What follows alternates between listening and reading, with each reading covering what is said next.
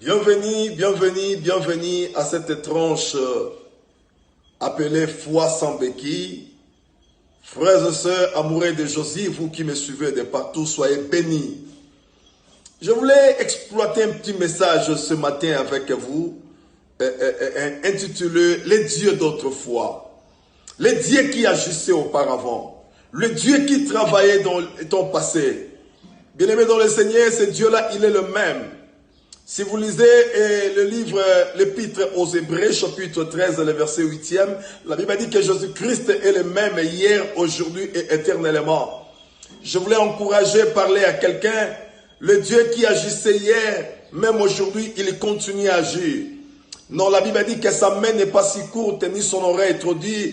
Il est celui qui entend, il est celui qui écoute.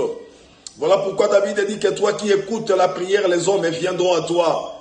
Et je ne cesse de le dire, si jamais nous devons aller vers lui, non seulement parce qu'il écoute, mais aussi parce qu'il s'est exaucé.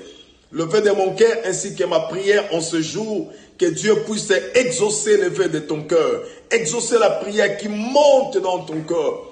Vous savez, une chose est vraie, Dieu n'exauce pas seulement les prières faites, mais Dieu aussi exauce aussi, je dirais, les pensées positives.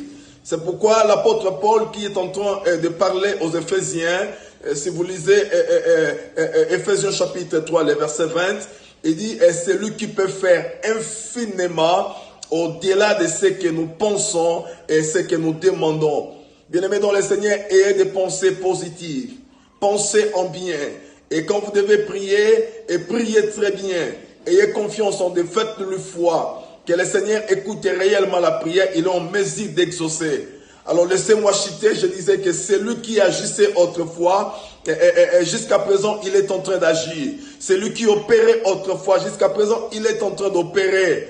Je voulais te parler, bien-aimé dans le Seigneur, si dans le temps passé, c'est Dieu, et pouvait, alléluia, casser la mer rouge pour que Israël puisse traverser à sec. Même aujourd'hui, il est en mesure, il est en mesure. Je dis bien en mesure. Là où tu es, si tu peux dire avec moi, il est en mesure.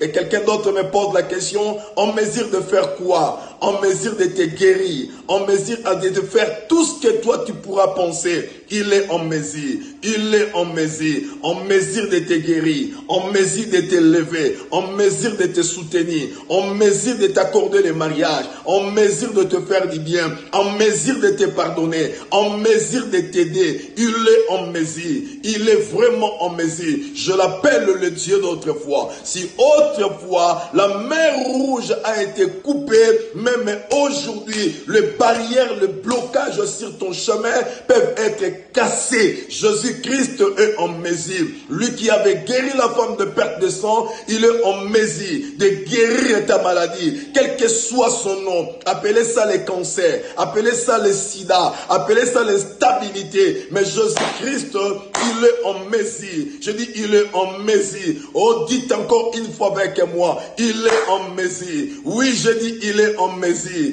Il est en mesure. Et c'est moi te dire la vérité.